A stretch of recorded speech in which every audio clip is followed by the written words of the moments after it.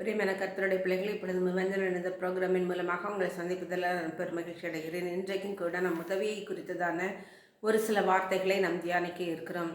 இம்மட்டும் கர்த்தர் எங்களுக்கு உதவி செய்தார் என்று சொல்லி அதற்கு எபனேசர் என்று பெயரிட்டான் என்று 1 சாமுவேல் 7:12 பின்பகுதியிலே கூறப்பட்டுள்ளது. கர்த்தர் எங்களுக்கு உதவி செய்தார் என்று சொல்லப்பட்டிருக்கிறது. பிரியமான கர்த்தருடைய பிள்ளைகளை, எபனேசர் என்றால் உதவியின் கல் என்று சொல்லப்படுகிறது. எனவே கர்த்தர் நமக்கு இம்மட்டுமாக உதவி செய்திருக்கிறார் என்று நாம் அறிவோமாக. இக்கட்டில் எங்களுக்கு உதவி செய்யும் மனுஷனுடைய உதவி விருதா என்று சங்கீதம் 60:11 கூறப்பட்டுள்ளது. இக்கட்டான நேரத்தில் எங்களுக்கு உதவி செய்யும் என்று சங்கீதக்காரன் கர்த்தரை நோக்கி கூப்பிடுகிறதை நாம் அறிகிறோம். மட்டுமல்ல, மனுஷனுடைய உதவி விருதா என்று நாம் அறிந்திருக்கிறோம்.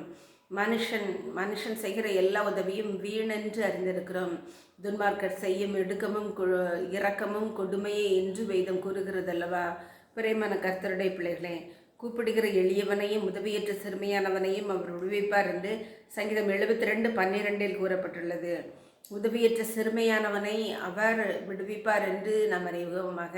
உதவியற்று இருக்கிறோம் என்று கவலைப்படுகிறீர்களா? உங்களுக்கு உதவி செய்ய கர்த்தர் இருக்கிறார் என்று அறியுங்கள்.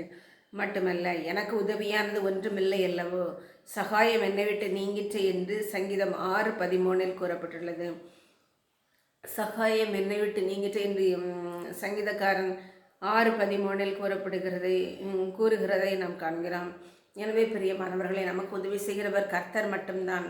எந்த மனுஷனை நம்பினோமானாலும் நம்முடைய நம்பிக்கை அபத்தமாய் போய்விடும். கர்த்தரை நம்பியிருக்கிற நமக்கோ பலமுண்டு என்று நம் அறிவோமாக. நம் ஜெபிப்போமா. அன்புள்ள பரமபிதாகிய கர்த்தாவே, இந்த வேளையை காணச்சது தயவுக்காக நன்றியோடுமை துதிக்கிறோம், ஸ்தோத்தரிக்கிறோம். தகப்பனை இம்மட்டும் எங்களுக்கு உதவி செய்தார் என்று சொல்லி அதற்கு எபனேசர் என்று பெயரிட்டார்கள் என்று நாங்கள் அறிகிறோமே. தகப்பனை, என் தெய்வனாகிய கர்த்தாவே, அப்பா எங்களுக்கு உதவி செய்யும். மனுஷனுடைய உதவி விருதா என்று அறிந்திருக்கிறோம் தகப்பனை. அப்பா, மனுஷனுடைய உதவிகள் வீணென்று அறிந்திருக்கிறான் தகப்பனே. உம்முடைய நாமத்தை மகிமைப்படுத்தும். உதவியின் நேச கர்த்தாவாக நீர் எங்களோடு கூட இருக்க வேண்டும் என்று சொல்லி ஜெபிக்கிறோம். இயேசுவின் நாமத்தில் ஜெபிக்கிறேன் நல்ல பிதாவே, ஆமென்.